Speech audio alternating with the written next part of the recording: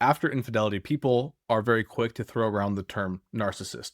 And in my experience, people are pretty careful with it. They're not saying, I definitely know this person is a narcissist, but it still is a very tempting label to put on your partner. The most important thing is knowing how to protect your own reality, your healing, and your identity. And why this all matters is because after betrayal, it's very easy to be confused. The unfaithful partner may have been blaming, minimizing, denying, twisting the facts of the story. And so you can start to wonder, am I overreacting? Does this count as abuse? Can they change? Should I stay? Should I leave? But not every selfish or defensive person has narcissistic personality disorder. But you don't have to have those things to be emotionally abusive, or to be emotionally immature, or to have a lot of entitlement, or to lack empathy in a way that can still cause serious harm. So my main point is that the label matters less than the pattern. Because true narcissistic personality disorder is actually somewhat rare. It involves a consistent pattern of entitlement, arrogance, admiration seeking, boundary violation, lack of empathy. Emotional abuse is actually a lot more common, and it often happens even in relationships that look fine on the surface. A person can publicly look very functional, charming even, respectable, while secretly behind closed doors being controlling, dismissive, or cruel.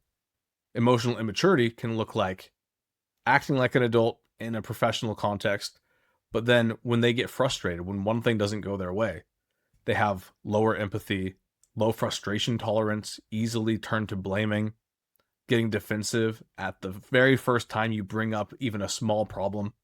And you want to look at the patterns. Not did this happen one time, or not were they good one time, but on average, what typically happens.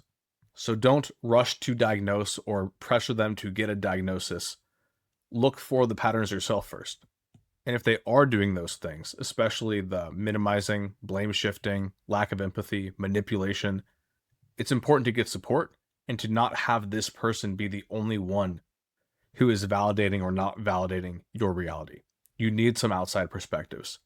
And I understand that for some people, they view their relationship as very sacred. They view it as just between them and their partner. But in my opinion, once infidelity has happened, any supposed rules of privacy are off the table. You have every right to be able to talk to whoever you need to be able to heal from this. Now, protect yourself too, because if you do plan on continuing to be with them, you don't want to tell everybody, because then everybody might know what they did. And then when you do choose to stay with them, it might just create a lot of public awkwardness. However, do not let that deter you from getting the help that you need. Err on the side of telling too many people. And develop confidence in your ability to notice patterns. You don't have to be able to prove that every individual single thing happened. You just need to be able to identify, out of these 100 cases, I know that I'm not wrong about all of them. If I brought up any one of them to them, they'd find an excuse and a way to reframe it for each one that I bring up. But I know that I'm not wrong about every one. You can also ask yourself simpler questions like, how do I feel after interactions with this person when I try to talk about medium to hard, difficult topics? Do I feel more like myself or less like myself when I'm with them compared to with other people? Am I allowed to have a voice right now? It might get to the point where you need to start building healthy detachment. And that is easiest when you have other people, community, support groups, trusted people who can reflect reality back to you. Identity comes from asking questions like, who am I apart from them? Who have I lost? What parts of myself have I lost in this process? What needs to be reclaimed? And what do I want moving forward? Not just with or without them. That's one question. But as far as me as a person, who do I want to be going forward? And so I kind of began this by talking about narcissists. But the point is that those types of patterns and behaviors can exist anywhere. The main thing is to not get caught up on trying to figure out who they are. It's trying to figure out who you are. It's trying to figure out whether your story has a right to exist, whether your reality is something that you're believing, and not losing yourself within their frame of reference.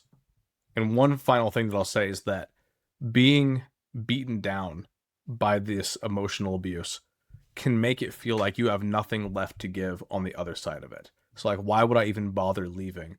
What is left for me on the other side? But what you'll find is that your shrunken down self will quickly grow once you're out from underneath their thumb, and that life will look a lot bigger, colors will take on a lot more shades, and you'll have a lot more to live for once you get out from that context.